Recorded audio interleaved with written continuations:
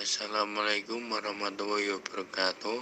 Perkenalkan, nama saya Muhammad Iqbal Faza dari Prodi Pendidikan Teknik Mesin.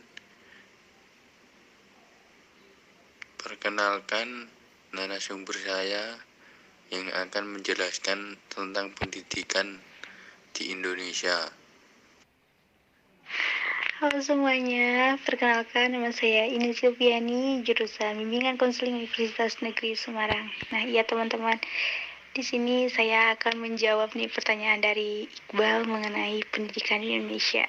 Silakan kepada Iqbal untuk melanturkan pertanyaannya. Menurut kamu, bagaimana pendidikan di Indonesia? Mengenai sistem pendidikan Indonesia itu lumayan relatif sensitif kalau saya bilang. Karena setiap daerah, setiap pulau itu memiliki sistem pendidikan yang berbeda-beda. Kalau membahas tentang keadaan pendidikan Indonesia itu, yang dari saya tahu itu relatif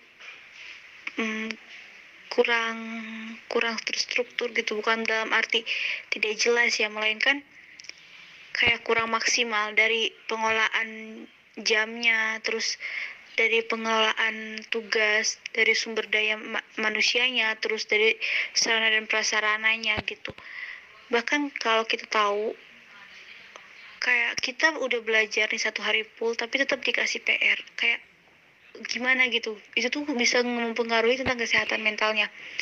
Terus masalah sumber daya manusianya, kita tahu bahwasanya minat baca di Indonesia itu rendah banget loh, hampir sekitar 0,001% minat baca orang Indonesia. Dari situ kita tahu bahwasanya sumber daya manusia di Indonesia itu relatif rendah. Nah, masalah sarana dan prasarananya itu kurang terstruktur atau kurang kurang maksimal gitu. Bahkan kalau kita lihat dari kesejahteraan guru, kesejahteraan pengajar, itu kayak dipandang sebelah mata. Sekarang itu kayak nggak ada harganya kita jadi guru gitu. Ibaratnya masih banyak honorer yang emang gajinya lumayan kecil banget sih, jatuh banget dari harga UMR gitu. Nah, dari situ kayak nggak mau atau sedikit orang yang mau masuk guru karena emang dapet doktrinan bahwasanya jadi guru itu susah PNS-nya dan kita harus menghonor gitu. Kurang sejahteranya, intinya kurang sejahtera antara guru dengan muridnya itu kayak ada kesenjangan juga. Terus kalau kita ngelihat dari prasarananya, banyak kok bangku-bangku, terus atau kursi ya, dalam bahasa Indonesia itu bangku itu kursi itu kayak nggak layak pakai gitu. Saya juga pernah menempati waktu SMA, kursi itu nggak layak pakai sama sekali gitu, tapi ya masih digunakan juga. Terus akses jalan, akses transportasi kayak masih susah gitu. Oh iya, teman saya juga pernah loh, jarak dari sekolahnya ke rumah itu relatif jauh banget gitu. Dia harus ngelewatin, bukan berarti ngelewatin kayak gunung, sungai dan segala macam, cuman dia harus ngelewatin jalan yang sepi gitu. Jadi ya biar deket atau biar cepet nyampe sekolah, dia harus melewati jalan yang sepi gitu loh. Jadi ya sebaik mungkin pendidikan di Indonesia itu ya baik sarana prasarananya, baik kesejahteraan gurunya, terus baik sumber daya manusianya harus lebih ditingkatkan sih, karena pendidikan itu penting kalau menurut saya. Mencerdaskan kehidupan bangsa itu ya dengan cara pendidikan gitu. Pendidikan bisa maksimal kalau gurunya itu maksimal juga. Guru bakal maksimal kalau kesejahteraan guru itu diutamakan. Kayak gitu sih kalau dari saya. Selanjutnya, bagaimana mutu pendidikan di Indonesia? Membahas tentang mutu pendidikan di Indonesia. Oh ya teman-teman, kita harus tahu bahwasanya dalam Programmer for International Student Assessment atau VISA pada tahun 2019 itu menjelaskan bahwasanya Indonesia masih mendapatkan rapot merah, bahkan skor turun di laporan VISA tersebut. Nah, tanpa alasan ya, bukan berarti hal tersebut itu tanpa alasan. Mutu pendidikan Indonesia itu masih rendah. Anggota Badan Standar Nasional Pendidikan BSNP Doni Kusuma Albertus menilai penyebabnya masih terdapat disparitas layanan pendidikan antara sekolah negeri dan swasta. dan antar daerah Indonesia, terutama antara Pulau Jawa dan luar Jawa. Atau dapat kita kenal masih terjadinya kesenjangan antara sekolah negeri dengan sekolah swasta, antara daerah Pulau Jawa dan daerah luar Jawa. Nah, di kota-kota besar itu sarana prasarana bahkan pendidiknya juga itu kualitas gurunya lebih tinggi daripada di kota-kota kecil atau kota-kota terbengkalai seperti itu. Pemerintah pusat menurutnya selama ini sudah memiliki komitmen tinggi untuk memajukan pendidikan dengan memberikan bantuan operasional sekolah atau BOS dan sertifikasi guru untuk meningkatkan kesejahteraan dan kualitas guru. Namun pemerintah daerah masih kurang berkomitmen dalam mendukung program pendidikan nasional tersebut. Nah, DON itu menegaskan bahwa sekitar 60% dari anggaran pendidikan nasional ditransferkan ke dalam pemerintah daerah. Tapi sayangnya dana dari pusat tersebut dianggap sebagai bagian dari pendapatan daerah atau APBD.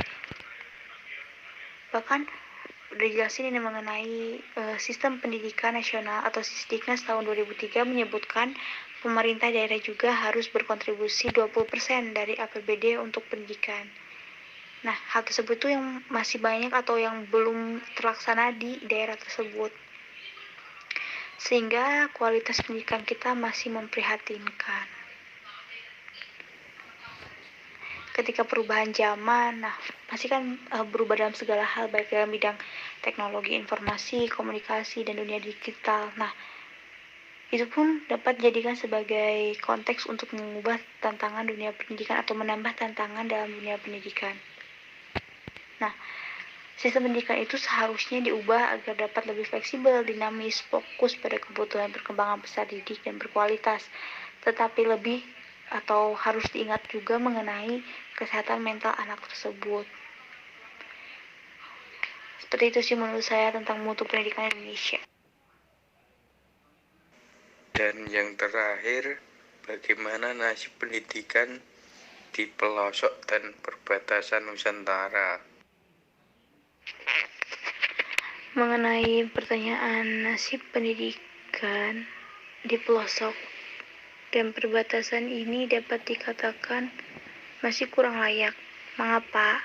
Karena kurangnya perhatian turun langsung pemerintah dalam memperhatikan kemajuan pendidikan, atau kurangnya sarana, terus kurangnya kesejahteraan guru yang tadi saya jelaskan juga. Padahal tidak menutup kemungkinan bahwa akan lahir seorang pemimpin, walaupun ia sekolah di pelosok. Kan saya sudah banyak menjelaskan di pernyataan atas atau jawaban saya sebelumnya. Pemerintah sudah mengoptimalkan atau sudah berusaha untuk menyamaratakan pendidikan di wilayah Indonesia. Tapi pendidikan tersebut itu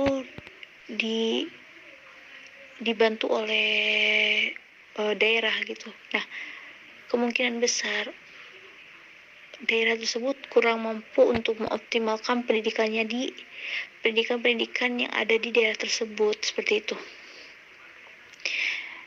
Terus kita juga tahu bahwasanya sudah ada nih dana BOS, terus sudah ada kayak bantuan dari pemerintah.